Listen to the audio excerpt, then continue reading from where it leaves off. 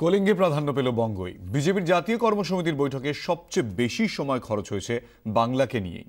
24 ঘন্টাকে জানালেন বিজেপি রাজ্য সভাপতি দিলীপ ঘোষ। আগামী দিনে পশ্চিমবঙ্গ নিয়ে বিশেষ পরিকল্পনা রয়েছে শীর্ষ নেতৃত্বের। একাধিকবার রাজ্যে আসবেন বিজেপির সভাপতি অমিত শাহ। স্নায়ুর লড়াই নয়, চাপ সৃষ্টির কৌশলও নয়, শ্যামাপ্রসাদের রাজ্যে গেরুয়া সাম্রাজ্য স্থাপনই বিজেপির লক্ষ্য। ভুবনেশ্বরে জাতীয় কর্মসমিতির বৈঠকের পর এ নিয়ে আর কোনো সংশয় নেই কর্মীদের মনে। সবচেয়ে গুরুত্ব পশ্চিমবাংলাকে দিয়েছে এবার অধিবেশন। নোট বাতিলের পর থেকে রাজ্যে বিজেপির প্রভাব বেড়েছে। ছোট বড় একাধিক ঘটনায় গেরুয়া দাপট চোখেও পড়েছে। নির্বাচনী সাফল্যও এসেছে। কাঁথি দক্ষিণে রেকর্ড ভোট বাড়িয়ে দ্বিতীয় স্থানে উঠে এসেছে বিজেপি। দক্ষিণ কাঁথি একটা বিধানসভা, সবাই জানে, অধিকারী পরিবারের সেটা জমিদারি। বিজেপি সেকেন্ড পজিশনে আসার জন্য সমস্ত নিউজ পেপারে ফার্স্ট পেজ কভার নিউজ হয়েছে।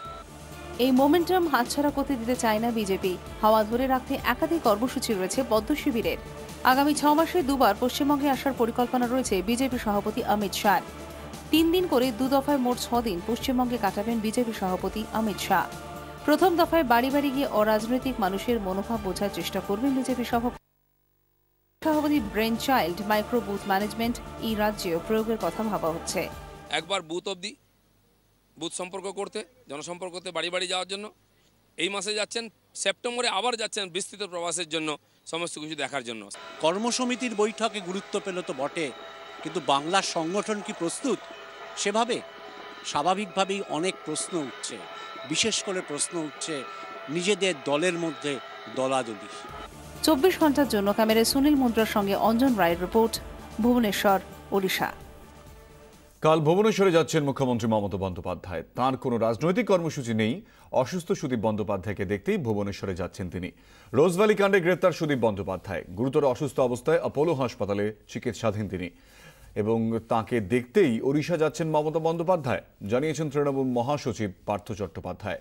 ওড়িশায় তৃণমূল কংগ্রেসের রাজনৈতিক কর্মসূচি 1 মাস পরে।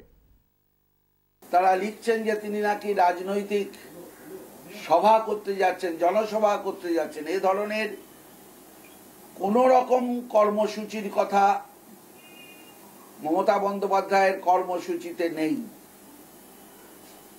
এবং আমরা বারবার বলছি যে এই ধরনের জনসভা করবার কোন রকম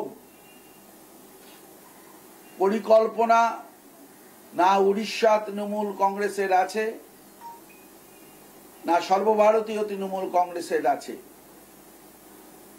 তিনি তার সফরে, উড়িষ্যার সফরে তিনি শুধু সুদীপ বন্দ্যোপাধ্যায়কেই দেখতে যাবেন। তার কোনো রাজনৈতিক কর্মসূচি কিন্তু ভুবনেশ্বরে নেই।